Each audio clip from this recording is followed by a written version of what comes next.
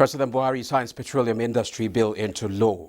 Federal government earmarks 59 billion naira for rural roads. Nigeria's unclaimed dividends hit 170 billion naira, says Securities and Exchange Commission. And oil prices drop amid faltering demand outlook in China. This is Business Express reaching you from Abuja, Nigeria's capital. I am Musa Abubakar.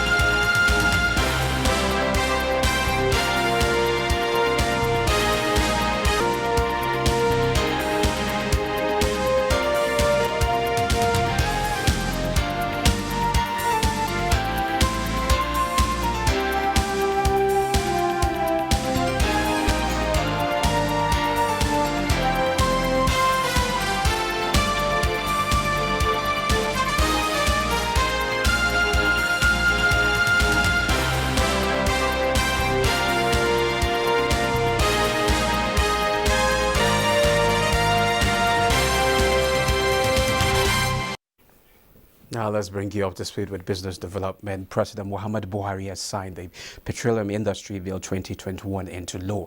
A statement by Special Advisor to the President, Femi Adesina, says President assented to the bill Monday, August 16th in his determination to fulfill his constitutional duty working from home in 5 days quarantine as required by the Presidential Steering Committee on COVID-19 after returning from London on Friday, August 13th.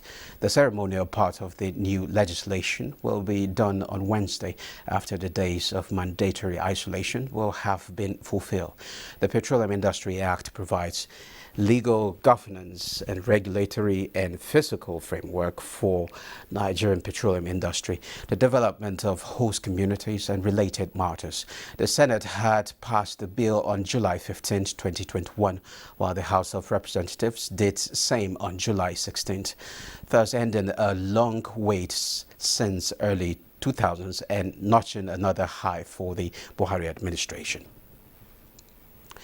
Now, the Federal Inland Revenue Service has appealed and sought injunction for a stay of execution of a recent judgment of the Federal High Court in Port Harcourt on the issue of value-added tax collection. FIRS Director of Communications Abdullahi Ahmed, in a statement, advised the public to continue complying with the VAT obligations until the matter is resolved by the appellate court. He says this is to also avoid accruing the consequent penalties and interest for non-compliance. Now, on the commodity markets, gold prices hovered near a one-week high on Monday as oil prices dropped amid faltering demand outlook in China. Let's see other prices.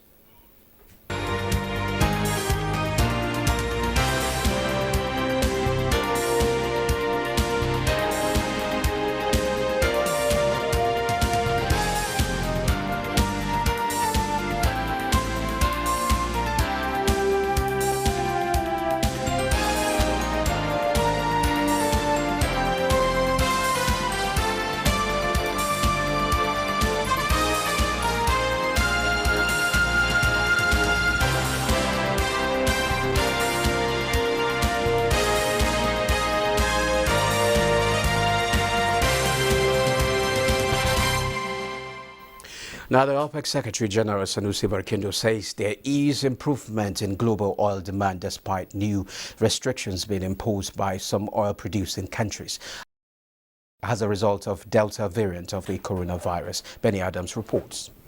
The United States of America last week urged the Organization of Petroleum Exporting Countries, OPEC, and its allies, known as OPEC Plus, to boost output to tackle rising gasoline prices that they see as a threat to the global economic recovery. Goldman Sachs, a U.S. investment bank, says it doesn't see the recent White House statement as threatening the current market deficit know the pace of the rebalancing in second half of 2021. However, Goldman noted an additional hike in OPEC Plus production by the year end is required to counter recent supply disappointments globally and expects OPEC Plus spare capacity to be fully normalized by spring 2022. While the OPEC Secretary General, in an exclusive interview with our correspondent, says the relationship between OPEC and OPEC Plus remains cordial and further being strengthened with the declaration of cooperation. Form of this framework that we started for the first time in history working with these countries, taking decisions together, implementing those decisions together, and even monitoring the decisions. Today we have 24 oil producing and exporting countries, both within OPEC and outside, that are carrying out this work of maintaining balance and stability in the oil market. In the short term, experts are of the view that the Delta threat to the oil demand has already softened the global balance, with the deficit narrowing from 2.3 to 1.0 million barrels per day, with optimism that beyond the Delta headwind, it is expected that the demand recovery will continue alongside rising vaccination rates. Our conversation today centers on the petroleum industry bill and the role of oil in the recovery process of the global economy. And joining me on this is energy consultant Ola Bode Shomi. You're welcome to Business Express. Thank you. Okay, the president just signed the petroleum industry bill. What's your immediate reaction? I think without mixing words, that's probably the most important development in the oil and gas industry in the last 20 years.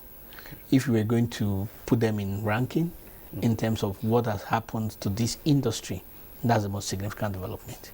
And there are a million and one reasons for that. Okay. But if you are going to say... Let's start with one. Then we go to maybe probably more. I think the first thing is that there is now clarity in terms of fiscals for the oil community, for those who are interested in gas, with respect to how they will invest in the country. One of the reasons why investment destinations for Nigeria had been slow was because there weren't clarity and they didn't know whether they will pass the bill into an act or they will not. So this was affecting investment destinations. And it is, whether it is by accident or incident, it just so happened that during the period where investment into Nigeria was slow and uncertain was when they started discovering gas and oil in Liberia and Ghana, Mozambique, Uganda and all that. So using the same players anyway. So some people believe that it is a result of the uncertainties in Nigeria that made them to go and invest their funds somewhere else. So what we expect now is more operations and more activities within the space, more money to come in, so contractors who do support services will get more jobs, and something better for the economy. Okay, the PIB is expected to be a game changer in the energy sector. Can you assess the long and short-term benefit of the PIB? Okay, well, it's no longer a bill, it's an act. So maybe it's probably be PIA. Yeah. Petroleum Industry Act. I mean, I'm just joking. Okay. But basically, like I said, the first thing it gives is clarity in terms of how things will work in the industry. The second significant thing that it does is that NNPC, as we know it today, ceases to exist. NNPC does not cease to exist, but NNPC, the way it operates today, ceases to exist. So you are going to form a limited liability company which is going to report its operations and is going to work for profit, and is going to be Nigerian National Petroleum Corporation Limited. That's going to operate. Then some of the regulatory functions of NNPC is going to be divested from them. DPR itself is going to collapse into two and a number of other agencies like the Petroleum Equalization Fund and all that. They're going to all be collapsed into two different organizations. One is called the Regulatory Commission for Upstream and the Regulatory Authority for Downstream. So for upstream is called the Commission, for downstream is called the authority. Both arms are going to be responsible for regulation. But as simple as that says, it is so significant in terms of actual operations and dynamics of the industry, which means that regulatory activities has a one-stop shop. It's no longer DPR with respect to licensing and some other person with respect to policy. Okay, these are the technical aspect of it. For the common man on the street, when you say the PIB is signed, what does it mean to him? Well, to the man on the street, he can expect more jobs, which basically means that there is going to be more money into the industry. When more money comes into the industry, scale of operations will increase. Once scale of operations will increase, everybody needs to employ more people to do those things from the IOCs. Then there will be subcontractors who are going to get more jobs, and those people too will employ more people. Then there will be support services they need. They're going to need lawyers, they're going to need economists, they're going to need accountants. So more people. So technically for the layman on the street, first of all, you expect more jobs. Yeah. Number two is that there's going to be greater transparency in how the industry works, which means that when there are issues, starting with things like how subsidies calculated and all those things, there's now a greater transparent process for the public to demand questions and get answers with respect to how the industry works. And of course, once people are liable to being questioned, it also puts them on check to do the right thing. So we expect an industry that will also improve in terms of its operations and its relevance to how things operate. I think in the immediate terms, those are two ways that the man on the street can relate to the PIB and what it means to them. Okay, the transition now, I'm talking about the implementation. How do you think it will be like? Well, first of all, transitions are periods of uncertainty. So even there's no one person that is going to say this how it will be like. But having said that, there are certain expectations. There will be a transition committee which will obviously be announced by the president and be headed by somebody in Nigerian, obviously. And then they're going to have some processes and all that. But I don't see it happening in being started and concluded in less than 2 years. Okay. Could be 3 years, but it's going to be, and then because it's a transition period, there will be stopgap, there will be challenges and all that. But we expect there will all be teething problems.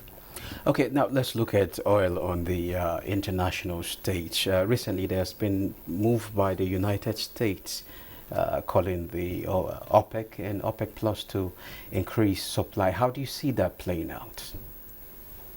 It's just because the issue is on recovery process.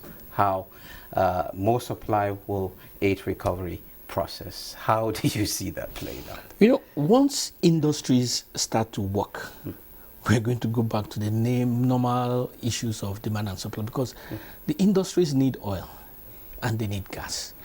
You know, let's remove the international politics of oil about to end and all that.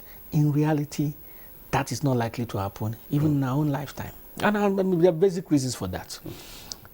Let's remove petrol, which is what everybody looks into when you say crude oil.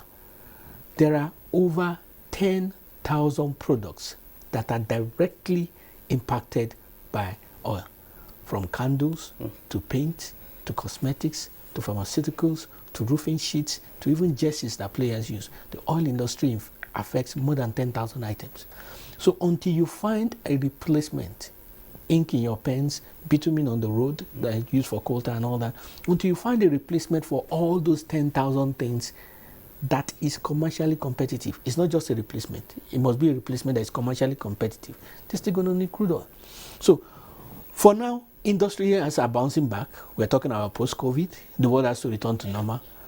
The man that is making ink, Mont Blanc, still needs his crude oil. You understand? The people that are making jerseys, they still need whatever it is they need. Those in the pharmaceuticals, they need it. So obviously, there's going to be increased demand. And it is those forces of demand and supply that is coming to play after the politicians have finished with their own politics.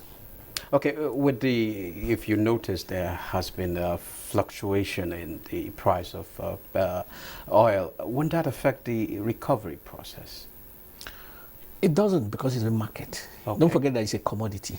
It's like gold, it's like cocoa, it's like rubber, it's like tin.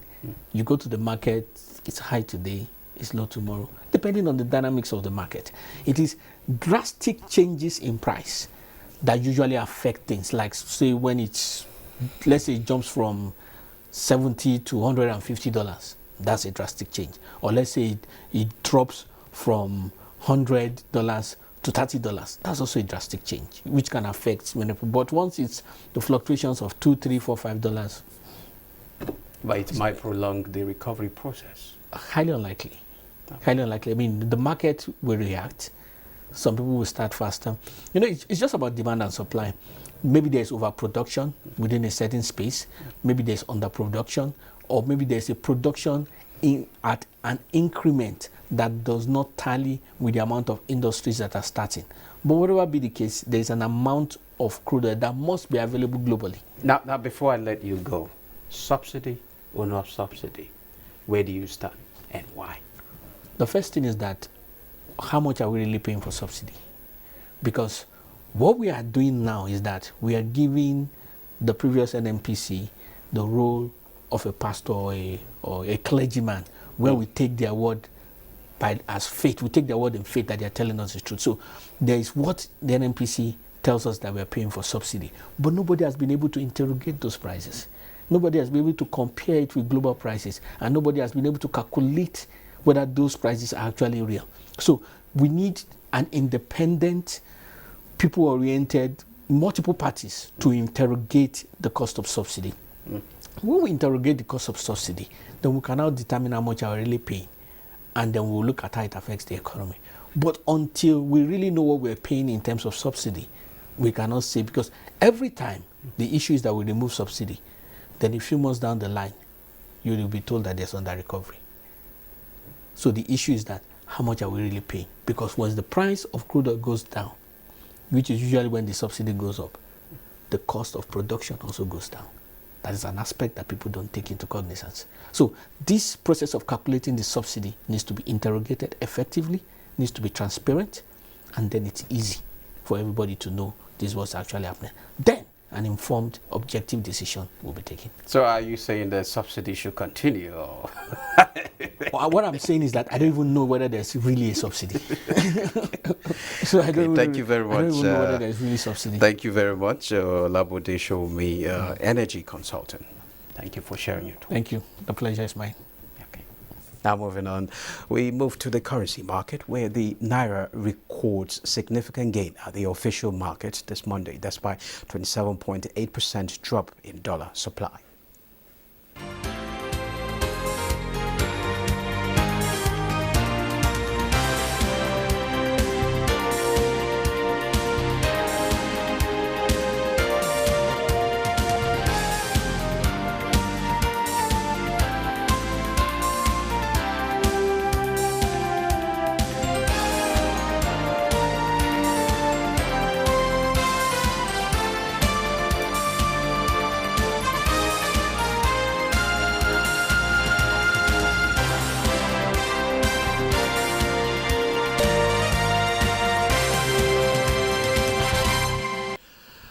Now, the Securities and Exchange Commission, SEC, says that the total unclaimed dividend in the Nigerian capital market stood at 170 billion naira as of December 2020.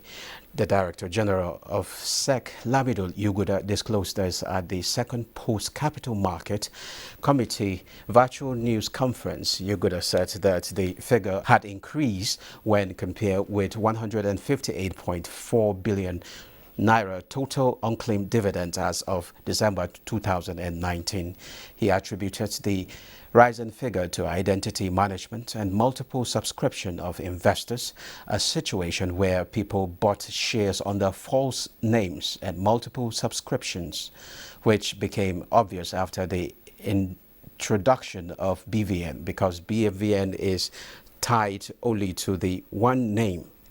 Yuguda added that the Commission in June constituted a committee on identity management for the Nigerian capital market in order to address the unclaimed dividends issue, and expressed optimism that the outcome of the committee's assignment will address the challenges of identity management and help resolve some of the issues being faced. Investors gained 371 billion naira in a week. Bossade has more on the performance of the equities market in the week ended 13 August 2021. The Nigerian equities market consolidated on the gains recorded in the previous week as it posted a 1.83% growth in the week ended 13th August 2021 to close at 39,522.34 points.